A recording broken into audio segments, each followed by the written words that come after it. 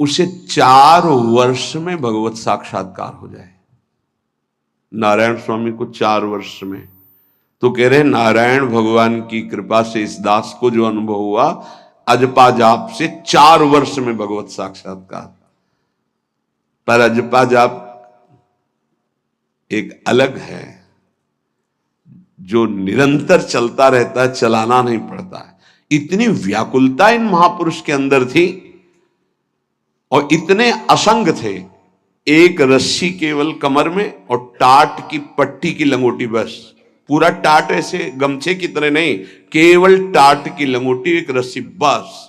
पूरे जीवन में गर्मी, सर्दी, बरसात, और व्याकुलता इतनी थी कि प्राण त्यागने के लिए तैयार थे कि मुझे कोई सद्गुरु मिले। जब देखा कि उनके अनुकूल भाव नहीं बैठ रहा है, तो हिमालय में पहाड़ी पे चढ़ के गिरने ही वाले थे, अपने शरीर को नष्ट करने। कितनी बड़ी मुमुक्षुता! उसी समय पीछे से किसी ने पकड़ा और कहा, मंत्र ही तो चाहते हो ना, नारायण नारायण नारायण, यही जपो, असंग रहो, असंग रहो, नारायण नारायण जपो। वो औरों की असंगता की बात जाने दो, शरीर से भी असंग हो गए। वो कह रहे कि 4 वर्ष में अजपा जाप से मेरे स्वामी नारायण की कृपा से इस गुलाम को भगवत साक्षात्कार हुआ। पहला जो दर्शन हुआ, इससे पता चलता है फिर आगे दर्शन होते रहे। पीछे छम छम की आवाज आई। अचानक वो इतना आकर्षण था कि मैं मुड़ा, देखा वो विमान की छोटी छोटी घंटियां बज रही थी। 4 पार्षद जो भगवान नारायण के आसपास थे और बीच में भगवान नारायण विराजमान थे। विमान नीचे उतरा, जो ही हमने देखा, साष्टांग दंडवत किया, निहाल हो गए। मेरे स्वामी नारायण, जो नाम जप करोगे भगवान वही रूप का अनुभव कराएंगे। उन्होंने कहा, अब तुम्हारा जीवन कर्तव्य पूर्ण हो गया, अब तुम्हारे लिए कोई कर्तव्य नहीं। बद्रिकाश्रम चले जाओ और वहां बस मेरा भजन करते रहो, तुम्हारा काम पूरा हो चुका है। इस साधन से मैं कृतकृत्य हो गया, अजपा जाप से। ये अजपा जाप सब कोई कर सकता है, पर इसमें ये नियम है, वाणी से सत्य बोलना। अजपा जाप उसी का चलेगा, सत्य बोलने वाले का। ये जब उतरे हैं भगवत मार्ग में, तो झूठ काहे को बोले भाई, काहे को झूठ बोले। लेकिन झूठ का तो ऐसा राज्य हो चुका है जबान पे, मतलब समझी में नहीं आता कि हम झूठ बोल रहे हैं। और झूठ में कलयुग का वास है, असत्य, इसमें कलयुग का वास है। इसीलिए प्रायः सबकी वाणी से झूठ निकलता है। झूठे ही लेना, झूठे ही देना, झूठे ही भोजन, झूठ चबेना। तो कम से कम और भूले तो भूलो तुम जिन भूलो मालाधारी। अरे भगवत पार्षद, तुम क्यों भूल रहे हो कि तुम सत्य स्वरूप भगवान की आराधना करते हो। प्रेम पूर्वक जप करना, समदर्शित्व भाव लाना। अजपा जाप 24 घंटे होता है श्वास के साथ पहले। 4 वर्ष के साधन से विमान में आए हुए भगवान नारायण का दर्शन। भाई जी महाराज का तो ऐसे दर्शन, निज पार्षद जन, निज जन थे, उनके बीच में भाई जी से पूछते जा रहे हैं, पूज्य श्री जयदयाल गोयनका जी, भगवान के चरण कितनी दूर हैं? बस बोले पास हैं, स्पर्श कर रहा हो। कैसे लोगों को विश्वास होगा? कैसे? जैसे वो एक विज्ञान से पढ़े लिखे डॉक्टर, तो उनको लग रहा था कि संत ऐसा कैसे कर सकते हैं कि किसी का कैंसर नष्ट कर दे। जैसे उनको लग, पूज्य राधा बाबा के प्रारब्ध को भाई जी ने अपने शरीर पर लिया। देखो, नाटक करना अलग बात है, सिद्ध संत जन करुणामय होते हैं। कल फिर बताया था, उन्होंने अपने प्रारब्ध जो भजन साधन से एकत्रित किया हुआ, उनको दिया प्रारब्ध अपने ऊपर ले लिया। अपनी टांग कटा ली, उनका कैंसर। भाई जी अस्पताल में भर्ती रहे राधा बाबा के प्रारब्ध को लेकर के। इन संतों की महान उदारता और महिमा को कैसे कोई जानेगा। ये अजपा जाप में बड़ी सामर्थ्य है। इसमें क्या होता है कि जपना नहीं होता है, पर यहां तक पहुंचना कठिन है। पीछे बताया गया था कि इतने समय तक अगर आप वैखरी से भजन करें, परसों ही शायद चर्चा हुई थी, फिर आपके कंठ से चलने लगेगा, फिर आपके हृदय से चलने लगेगा, फिर नाभि से चलने लगेगा। ये श्वास पर अभ्यास किया जाता है। ऐसा जैसे आवाज ना निकले पर आप गुनगुनाओ, नाक की वायु को अंदर से काटते हुए नाम के द्वारा, बस आवाज नहीं निकल रही, वो क्या चल रहा है श्वास में। हमने नारायण शब्द का अभ्यास किया। नारायण स्वामी जी कह रहे, जो हमें गुरु जी ने दिया नारायण नारायण। 24 घंटे इसका अभ्यास करते करते रोम रोम आनंद से भर गया और नारायण शब्द स्वाभाविक चलने लगा। अजपा जाप बहुत जल्दी भगवत साक्षात्कार कराता है। करता नहीं रहता जाप का, और जाप होता है। भोरी सखी जी ने भी कहा, नाम श्वास दो बिलक चलत है, इनको भेद नमो को भावे, श्वास ही नाम नाम ही श्वासा, नाम श्वास को भेद मिटा। बहुत जो चाहोगे प्राप्त हो जाएगा। ये रुपया पैसा संसार की भोग सामग्री, ये तो तुम्हें कोई देगा भी तो तुम्हारी इच्छा नहीं होगी, आसक्ति नहीं होगी इनकी तरफ। ब्रह्मादि के भोग सब विषम लागत ताई, नारायण ब्रज चंद की लगन लगी है जाई। अजपा जाप को निरंतर चलाने के लिए एकांत में भगवान की कुछ स्तोत्र और प्रार्थना है, उनको गाइए और रोइए, प्रभु से प्रार्थना कीजिए, क्या मुझे अजपा जाप दे दीजिए, निरंतर भजन दे दीजिए। वो दे देंगे। हमने संतों से सुना है कि भगवान भजन मांगने की बात को बड़ी जल्दी पूरी करते हैं, कि मुझे अखंड भजन दे दीजिए। हृदय से जब चाहोगे तब, वो अंतर्यामी है, वो आपके अंदर बैठे देख रहे हैं। भगवान मुझे भजन दे दिए, और आपके चल रहा विविध भोगों की, तो पहले उन भोगों को नष्ट करेंगे या पूर्ण कराएंगे, तब आखिरी बातें आएगी। जब विभीषण जी श्री भगवान के सन्मुख गए, तो भगवान ने सबसे पहली बात पूर्ण की, जो लंका में चलते समय भाव आया था, कि भगवान के चरणों का आश्रय लेकर उनके बाहुबल से इस रावण का विनाश करके जिस सिंहासन पर बैठकर इसने लात मारी, यहीं बैठूंगा आके। पहला काम किया, समुद्र का जल मंगाकर लंकाधिपति पद पर अभिषिक्त कर दिया। और लंकेश कह के उन्होंने कहा कि प्रभु उर्कछु प्रथम वासना रही, प्रभुपद प्रीति सरित सो वही। प्रभु आपके चरणों के दर्शन से कोई कामना नहीं। तो भगवान कहते नहीं, पहले कामना की थी उसकी पूर्ति ले। हम भगवान से भजन मांगेंगे, साथ में नाना प्रकार की वासनाएं हैं, तो इसीलिए जब बहुकाल करी सत्संगा, सत्संग सुनते सुनते ये दिमाग में बैठ जाता है कि भोग वासनाएं कामनाएं ये हमें फंसाने वाली हैं, हमें नहीं चाहिए। जब आपके अंदर से उदासीनता आएगी, तब भजन की मांग पूरी हो जाएगी। कभी कभी भगवान का गुणानुवाद करके एकांत में रोया करे साधक। कभी रोना आता है अपने इंद्रिय और मन के विलास की पूर्ति ना होने पर।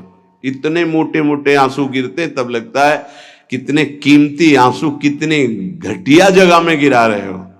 अरे इन्हीं से प्रभु को खरीद लेते हैं।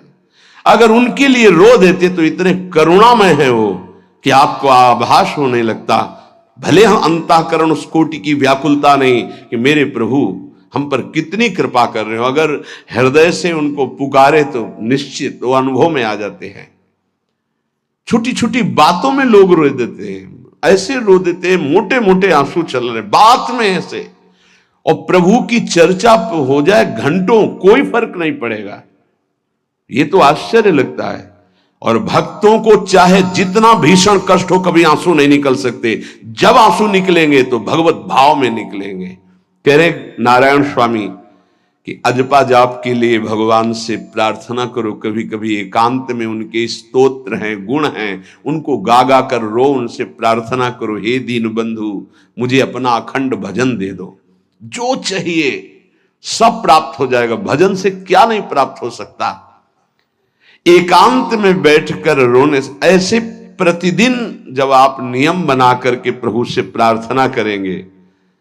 मीराबाई जी ऐसा ही करती थी, रात्रि में गिरधर से बात करती थी, प्रार्थना करती थी।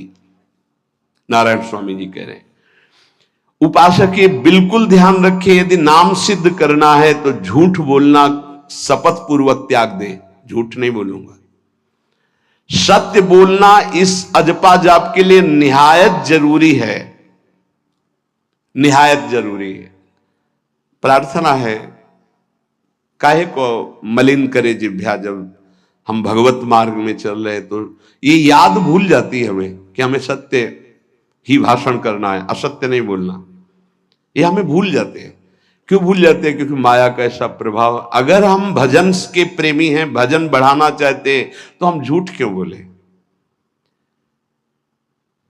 सारे जगत में जो भी तुम्हारे सामने आवे, दृष्टि से उसको जरूर देखकर एक बार प्रणाम करो, मेरे प्रभु इस जीव जंतु के रूप में, जड़ के रूप में, चैतन्य के रूप में। इससे तुम्हारे हृदय में पवित्रता बढ़ेगी, अजपा जाप चलने में सहायक होगा। सत्य बोलना, भगवान से एकांत में रोकर प्रार्थना करना, सबके प्रति भगवत भाव रखकर प्रणाम करना, जिससे तुम्हारा कहीं दोष दर्शन नहीं होगा। किसी के मन को दुखाने वाली कभी बात न कहे, किसी को दुर्वचन न कहे, किसी का वैर भाव अपने हृदय में स्वीकार न करे। ये साधन मैंने स्वयं किया है नारायण की कृपा से। इस दास को वेदांत का भी पूरा ज्ञान है और भक्ति मार्ग का भी, दोनों का आखिरी भाव समदर्शिता है, चाहे भक्ति से चाहे ज्ञान से। सब में ब्रह्म देखना, सब में वासुदेव देखना, सब में इष्ट देखना। भक्ति विषय में भजन और ज्ञान विषय में नारायण, ये दोनों बात भक्त में होनी चाहिए। भक्ति का प्रथम और अंतिम विश्राम भजन, हर समय भजन चलना, और आंतरिक ज्ञान का विषय सब में हमारे इष्ट देव। ये दो बातें जरूर होनी चाहिए परिपक्व भजनानंदी होने के लिए। अगर भगवान की प्राप्ति करनी है तो ये दो बातें बड़ी जोर की है, भजन निरंतर और जिसके भी सानिध्य में आए उसमें भगवत भाव करना। मेरे नारायण ने मुझसे कहा, वो फरमाया कि उनके पीछे पीछे मैं चलता हूं जो मेरे ऐसे भजन करने वाले भक्त होते हैं। और श्री कृष्णचंद्र जी ने दयालुता में भागवत में कहा, अनुब्रजाम में हम नित्यम पुयत्यंगुरेण भी। मुझे बहुत रोना आता है बात सुनकर के कि दास की चरण रज के लिए स्वामी पीछे पीछे डोलता है। किस भक्त के पीछे? जो दो बातें यहां कही, जो निरंतर नाम जप करता है और सब में भगवत भाव रखता है। तो भगवान नारायण ने नारायण स्वामी से कहा कि मैं उसके पीछे पीछे डोलता हूं कि उसकी चरण रज मेरे ऊपर पड़ जाए। और भगवान श्री कृष्णचंद्र जी ने कहा, निरपेक्षम मुनिम शांतम निर्वैरम समदर्शनम। निरपेक्ष जो किसी की अपेक्षा नहीं रखते, किसी से कोई संबंध नहीं स्वार्थ का। मुनिम जो निरंतर मंत्र का, नाम का मनन करते रहते हैं। शांतम हर द्वंद्व की प्रहार स्थिति में वो शांत रहते, विचलित नहीं होते। निर्वैरम कोई उनसे वैर करे तो भी वो उससे वैर नहीं करते। और समदर्शी सब में अपने इष्ट को देखते। ऐसे संतों के पीछे में भगवान कहते उनकी चरण रज लेने के लिए हर समय पीछे पीछे रहता हूं।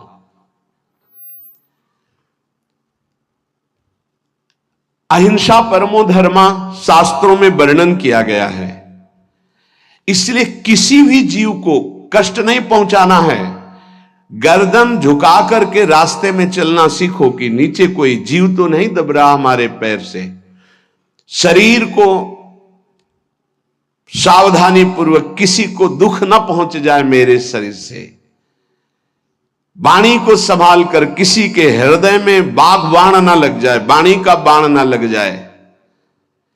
बाहर का प्रहार तो सहा जाता है, लेकिन जब हृदय में शब्द चुभता है वचनों का, ये बाण खरकता रहता है।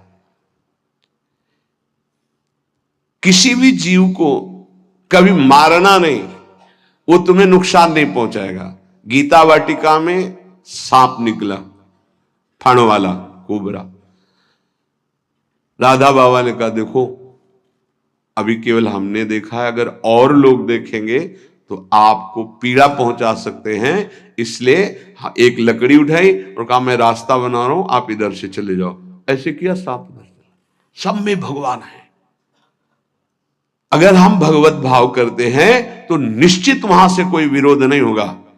जब हम भगवत भाव करते तो सर्वात्मा भगवान वहां विराजमान, कैसे आक्रमण करेंगे। जैसे रत्नावती जी के लिए माधव सिंह ने जंगली शेर पिंजड़े में बंधवा कर वहां लाए, और ऊपर से बालकनी से पिंजड़े का ऐसे खींच दिया गया, शेर बाहर निकला दहाड़ता हुआ।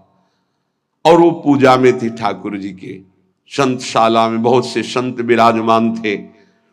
दासी ने कहा महारानी सावधान, सिंह। आरती करने जा रही थी, मुड़ी और कहा नहीं, सिंह नहीं, नृसिंह। हमारे भगवान नृसिंह देव पधारे। और थाल लेकर मुड़ी तो जैसे सीधी गाय ऐसे खड़े हो गए। तिलक लगाया, आरती की, प्रणाम किया।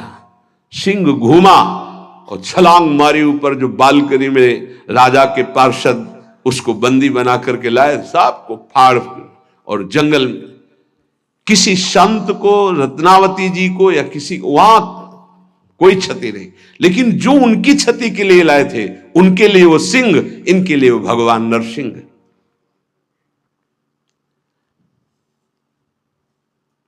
यथा योग्य दूसरे की सहायता करना, ये अपने भजन को बढ़ाने के लिए अत्यंत आवश्यक है। नारायण स्वामी जी कहते हैं साधु क्या सहायता करेगा। मान लो जो अकिंचन है वो क्या सहायता करेगा। तो विद्या दान सबसे बड़ा दान है। तुमने जो शास्त्रों में स्वाध्याय किया है, जो अनुभव किया है, वो दूसरों को दो। जो अधिकारी है, जो दैन्य है, जो सुनना चाहता है, उसे जरूर सुनाना चाहिए। जो विद्या का दान करता है, भगवान का भजन बहुत सहजता से होने लगता है, दूसरे को भजन में लगाने की बात। इसीलिए जैसे आप गृहस्थ में हैं तो आप अपने परिवार के छोटे बच्चे बड़े सब 5 मिनट आप राधा राधा कहिए, आप 10 मिनट भजन कीजिए, आप स्वयं कीर्तन कीजिए, पूरे परिवार को सुनने को मिले, बहुत लाभ मिलता है। सब अगर नगर कीर्तन करें तो लाखों लोगों के पाप नष्ट हो जाए, आपको बहुत जल्दी भगवत प्राप्ति हो जाए। ये साधन होते थे। अब क्या हो गया कि इतनी भजन के प्रति लघु बुद्धि हो गई कि शर्म लगेगी कि हम पूरे गांव में कैसे कीर्तन करें। जो शर्म लगने वाली बातें उनमें शर्म नहीं, नाम जप में शर्म लगेगी कि हम 10 लोग मिलकर नगर कीर्तन करें। पहले ऐसा था, प्रातः 4 बजे गांव के 10-20 लोग बड़े बूढ़े मंजीरा लेकर, ढोलक लेकर के आसपास गांव में फेरी देते थे, जिसे प्रभात फेरी कहते थे, और वो नाम कीर्तन करते हुए कितनी सुंदर प्रथाएं थी। शाम के समय रामायण या भागवत की कथाएं कोई जो पढ़ा लिखा है वो सुना रहा है, 10-20-50 ऐसे आसपास के घरों के लोग बैठकर भगवान की चर्चा सुन रहे हैं। ये जरूर करना चाहिए, जो भजन के लिए बहुत उत्साह बढ़ता है। ध्यान करते समय, भजन करते समय मन तुम्हें घुमा घुमा कर माया में फंसाएगा। नारायण स्वामी का अनुभव, तुम्हें उसको घुमा घुमा के भजन में लाना है, ये युद्ध करना है। मन ने जो मांगा वही हम देने के लिए तैयार हो जाते हैं। ध्रुवदास जी कहते हैं, मन अब तक तूने जो कहा मैंने किया, मैं जो कहता हूं तुम्हें करना पड़ेगा। थोड़ा तो हिम्मत लाओ मन से लड़ने के लिए, और किसी से लड़ने की जरूरत नहीं। मन को जीत गए तो सच्चे गुरु बन जाओगे। मन को जिसने चेला बना लिया वही सच्चा गुरु नहीं। मन के सब चेला हैं, कोई बिरला ऐसा है जो मन को अपने शिष्य बना ले। बहुत ध्यान दीजिए, लाखों बार प्रश्न आते हैं ये। मन जब तुम भजन में बैठोगे तो घुमा घुमा कर माया में मारेगा, आपको वहीं गिराएगा। तुमको ये करना है कि उसे घुमा घुमा कर नाम में लाना है। चल राधा राधा राधा, तेरी एक बात नहीं सुनेंगे। इस साधन के करने से मन की शक्ति जो विषय भोगों में फंसाने वाली है वो कम हो जाती है। ध्यान दीजिए, बड़े अनुभवी महात्मा है नारायण स्वामी।